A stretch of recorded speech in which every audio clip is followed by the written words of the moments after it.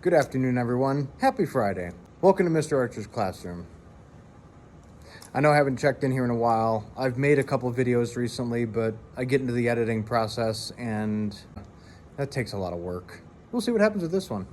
This week we've been talking about how the United States got involved in World War I. I'm always trying to get my students to ask questions, and they always want to ask counterfactual questions like what would have happened if this didn't happen.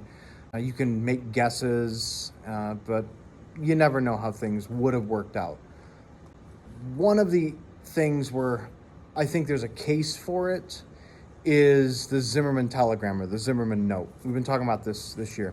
If you don't know, here's Mr. Archer's mini history lesson.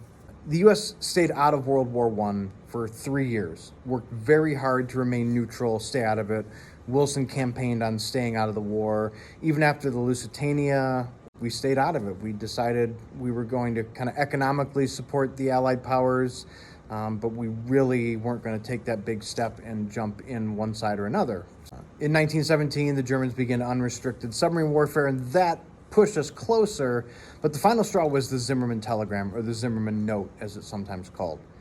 It's a crazy story. The German government tries to get the Mexican government to declare war on the United States so they can take back Arizona and Texas and all the territory they lost from us in the Mexican-American War. That was really never going to happen. Mexico had no desire to go to war with the U.S. Now, Russians on one side, French and British on the other. The Germans aren't going to send any troops to Mexico to support an invasion of the U.S. That's just not going to happen. So the telegram was kind of a dumb idea, and they sent it through a channel that was easily intercepted by the British at that time. The British decode it, get it to the United States, it gets printed in the papers, it makes everyone angry. Here, the Germans are trying to convince our next door neighbor to go to war against us. And it was the one thing that then Wilson couldn't ignore, and then he went to Congress to ask for a declaration of war. We don't keep a standing peacetime army, so we do a draft and get a whole bunch of troops together and send them off to Europe within a year. American troops get to Europe just in time, basically, to stop the German offensive to take Paris. Because the Russians have dropped out of the war after the Communist Revolution, so all the troops that had been fighting on the Russian front can come over and fight on the Western front against the British and the French. And it almost turns the tide, but then the U.S. gets there just in time to kind of stop it. And by that time, you got tanks and the trench warfare is kind of broken.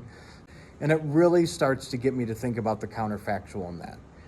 But if the United States didn't enter World War I, what might have happened?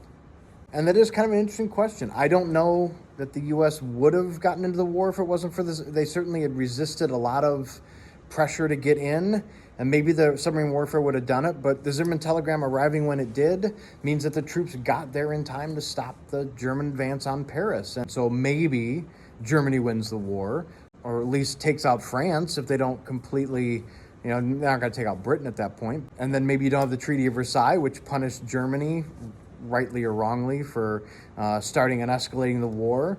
Probably would have had the Great Depression still. So does that leave room for, mustache guy to take over in Germany? Maybe there isn't a World War II because there isn't, the invasion of France that kicks off World War II. That one event, the Zimmerman telegram, the dominoes are pretty much lined up at that point, but interesting to think about.